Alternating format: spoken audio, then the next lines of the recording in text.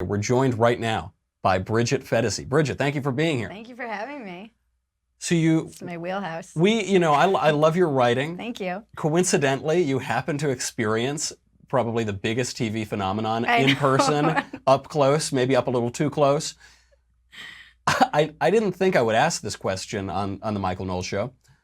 What made you join a sex cult? It was an accident. It wasn't intentional. That's what they all say, Bridget, It was an accident for a month. I was traveling. I had booked a one-way ticket and just wanted to put a backpack on and travel.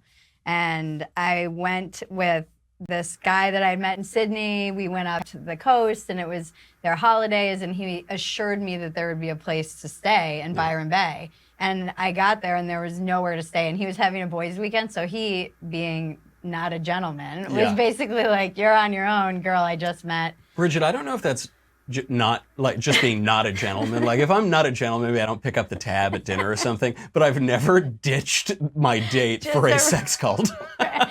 And so I ended up looking on woofing. I was subscribed to all these different sites like Couchsurfing and Woofing, and I looked on Woofing, and they had an ad for, it was just like a spiritual retreat is what they called it. And woofing that's the organic farm. Woofing is worldwide organic farming. If you're traveling on a budget, it's a great way to go around, and you work 4 hours a day for somebody on a farm, and then you can go do whatever you want. If it's a good way to get around the world in places like Chile and New Zealand in particular, and Australia. And then I was like, oh, a spiritual retreat. That sounds, harmless enough. And I went, and they said, oh, there's a car in town right now getting supplies. We can pick you up today. And I said, perfect. Great. And then they showed up, and they were all in white with the beads and crazy eyes. And did they all had crazy eyes? They definitely had that like the look where it's just, I don't know if it is just the brainwashing that happens, that your eyes, it's like disconnected a little bit.